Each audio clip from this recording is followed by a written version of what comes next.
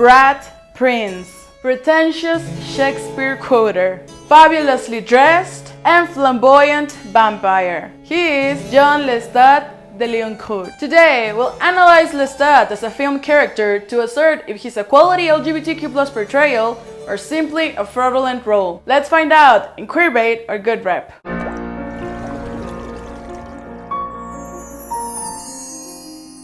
Hey, my name is Jem, and since it's Halloween, I shall be a vampire for a night. Now, to analyze Lestat, we're gonna be using the Russo test that sets some points for good LGBTQ plus representation. And because 2016 happened, I added a bonus point to it. Because LGBTQ plus fans deserve better. Now, the goal here is not to simply discourage everyone about their favorite characters, but to bring awareness to writers, producers, and creators, since I'm one of them, on how important it is for us, the LGBTQ plus fans, to have good representation and how easy it can be. Number 1. The character is identifiably LGBTQIA+. Yes-ish? The whole movie, we can see MLM activity going on between Lestat and Louis, and Lestat does not discriminate between men and women when it comes to his praise. But I know a lot of this can be taken as Lestat just being his flirty self, especially when it comes to him seducing his victims. I, however, will say it's made a little bit clearer that there was in fact a queer undertone to their companionship with Louis when Lestat says that Claudia is their daughter and they'll make a happy family. And if we were to take into account the book that inspired the movie, it was pretty homoerotic, so we can speculate that Lestat is at the very least bisexual or biromantic, aka LGBTQIA+. Number 2. The character is not solely or predominantly defined by their sexual orientation or gender identity. Yes. His sexual orientation is never brought up. He does prey mostly in sexual or romantic settings, but it makes sense since it makes it easier for him to bite his victims, men and women, if they are aroused and grant him better access. But other than that, it's never really mentioned why he seeks men for longer companionships as he did with Louis, and as he's implied to do with the men who interviewed Louis too. Number 3. The LGBTQ plus character is tied into the plot in such a way that their removal will have a significant effect. Yes.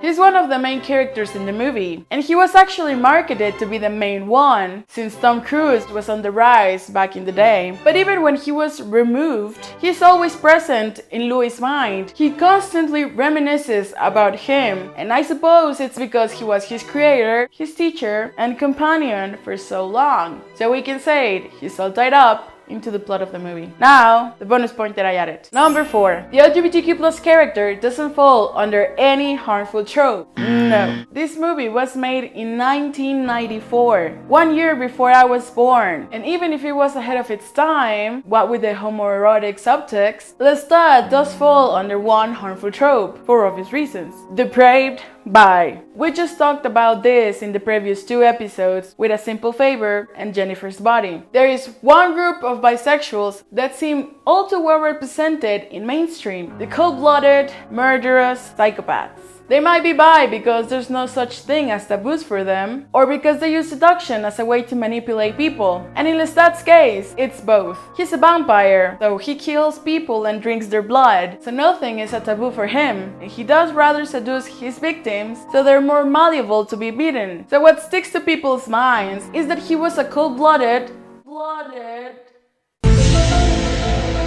killer who laughed at Louis' humanity and was depraved enough to seduce men and women alike. So, again, we can agree that this is not the best depiction of bisexuality or bi people for it to be so overused in media, because, you know, people might believe it to be the rule, and it's not.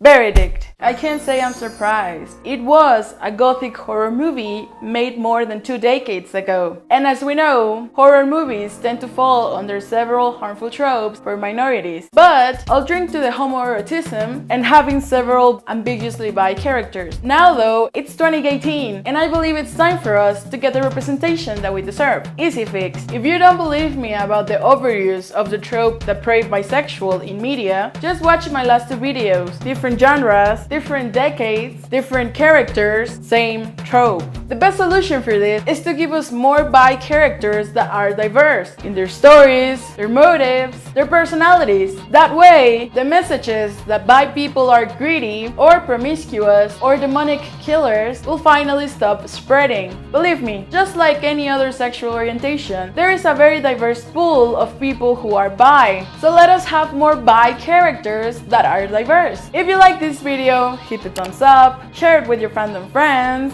subscribe and hit the notification bell. Please consider becoming a Patreon or donating to my PayPal so I can keep doing this type of analysis. Let me know what you think in the comments below. Leave your very own fixes for Lestat and the trope he fell under, or just tell me what you think about him. So maybe some writer or creator that was thinking of lazily writing a bi character in a horror movie can understand why it matters to have good and diverse LGBTQ+ portrayals and can come up with much better plots for them. I can't say I'm surprised.